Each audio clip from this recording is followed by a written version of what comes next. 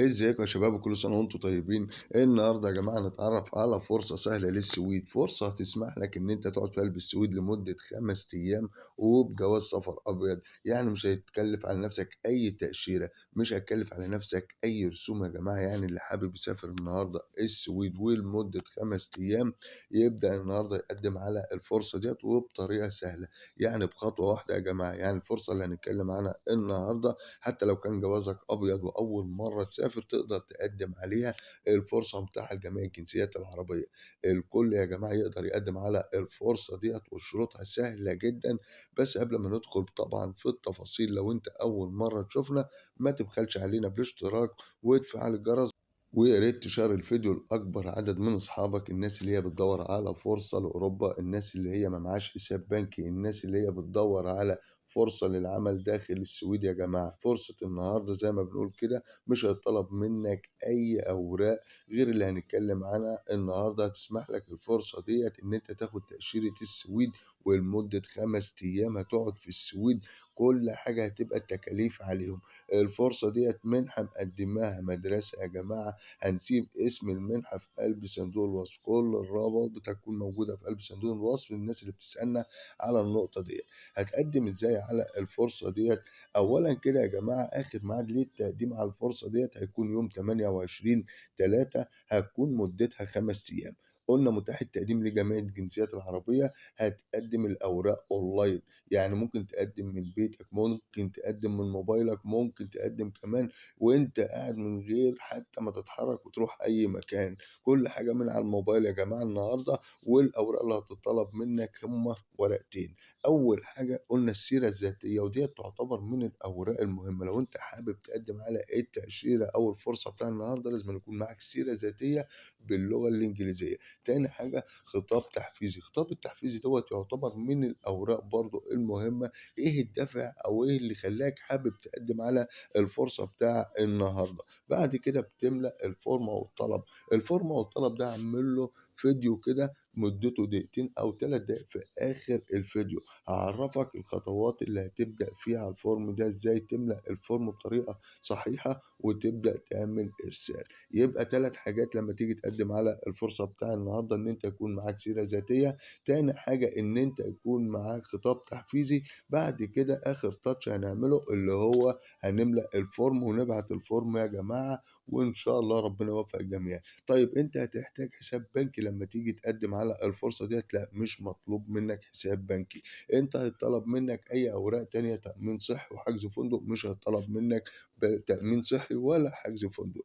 ليه يا جماعة؟ لان الفرصة اللي احنا بنتكلم عنها النهاردة اللي هتطلعك السود لمدة 5 ايام هتوفر لك تأمين صحي، هتوفر لك التأشيرة، هتوفر لك تذاكر الطيران وإقامتك وسكنك. يعني كل حاجة هتبقى عليهم، على المنظمة اللي مقدمة لك الفرصة دي. قلنا مدتها هتكون 5 أيام بالظبط. 5 أيام بالظبط هم متكفلين بكل شيء، بالتأشيرة، بتذاكر الطيران، بكل حاجة، إقامتك وطعامك وتنقلاتك هناك. هتبدأ الشروط بقى، الناس تسألنا على الشروط. طبعا الشروط هنا يا جماعة أول حاجة لازم يكون معاك لغة إنجليزية. اللغة الإنجليزية هنا هتكون مطلوبة منك جدا جدا. تاني حاجة برضو يا جماعة لازم تكون طالب جامعي، طالب جامعي او ان انت خريج جامعة. يبقى الشروط سهلة. المنحة محددة فئة معين، في سن معين. يعني أنا اكيد هيكون سنك فوق 18 سنة، واكيد برضه يكون تخرجك ما يكونش عدى عليه 3 سنين. يبقى ديت الفرصة اللي احنا بنتكلم عنها، وديت اسهل الفرص. التقديم قلنا على الفرصة ديت مجانا وبدون رسوم، يعني تقدر تقدم بنفسك، مش محتاج ان حد يقدم لك. وطبعا الفورم اللي احنا هنشرحه في اخر الفيديو هيوضح لك النقط دي كلها. تاني حاجة برضه يا جماعة لما تيجي تقدم انت مش هطلب منك حساب بنكي. يعني من الفرص السهلة، يعني من الآخر الفرصة ديت بتديك تأشيرة السويد لمدة 5 أيام داخل السويد، متكفلين بكل شيء، بتذاكر الطيران، بالتأمين، بالإقامة، بكل حاجة. وبخطوة واحدة التقديم على الفرصة دي. ايه هي الخطوة؟ ان انت تملى الفورم وترفع السيرة الذاتية وخطابك التحفيزي، وان شاء الله ربنا كرمك هما هيبدأوا يتواصلوا معاك. ودي تعتبر من الفرص السهلة طبعا لأي حد حابب يقدم ويدخل أوروبا ومن غير ما يدفع قرش صاغ واحد، والتقديم قلنا من بيتك ولجميع الجنسيات العربية وبدون رسوم. تعالوا بقى نعرف أكتر عن الفرصة ديّة، أو إيه هي خطوات التقديم، أو إزاي هنملأ الطلب بتاع الفرصة ديّة أونلاين النهارده.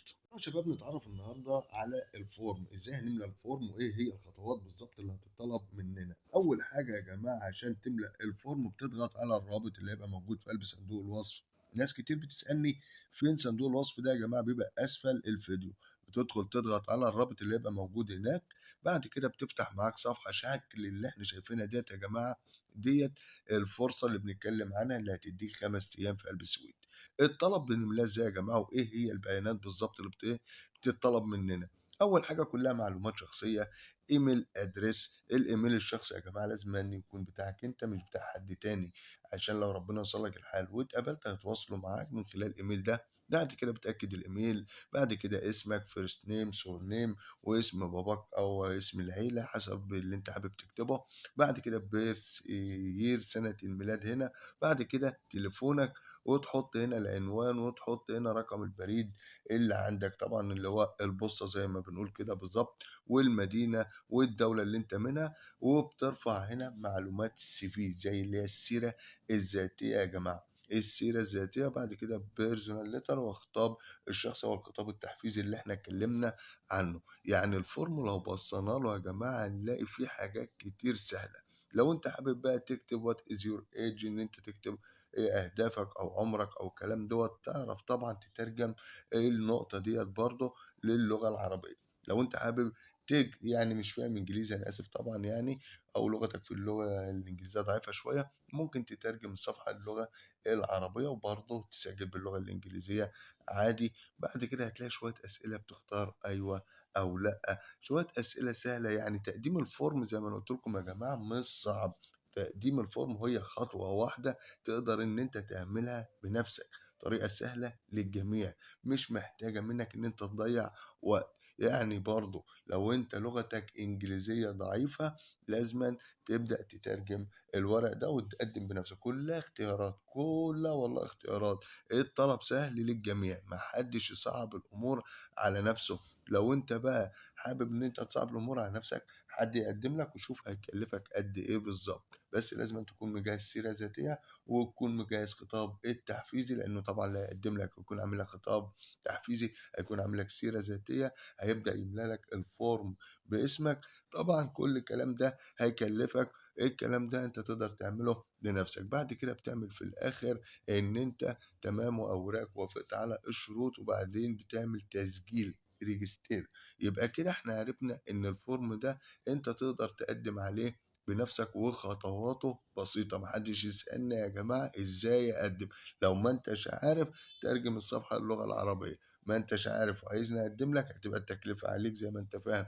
أعمل لك سيرة ذاتية، أعمل لك خطاب تحفيزي، طبعًا هاعمل لك إيميل شخصي. كل الكلام دوّة هيبقى عليك تكلفة، لكن أنا باوضّح لك إن أنت تقدر تقدّم إزاي على الفرصة ديّة. بس لازمًا الأول تكون طالب جامعي أو خريج جامعي، عشان الناس ما تقوليش قدّم لي في الفاضي. لازمًا معاك الشرطين دول ومعاك لغة إنجليزية يا جماعة. الرابط ده هيكون موجود في قلب صندوق الوصف. بالتوفيق للجميع بإذن الله، ولو في أي استفسار يا ريت الناس يسيبوه في قلب التعليقات، وأنا في أقرب فرصة هارُد عليكم.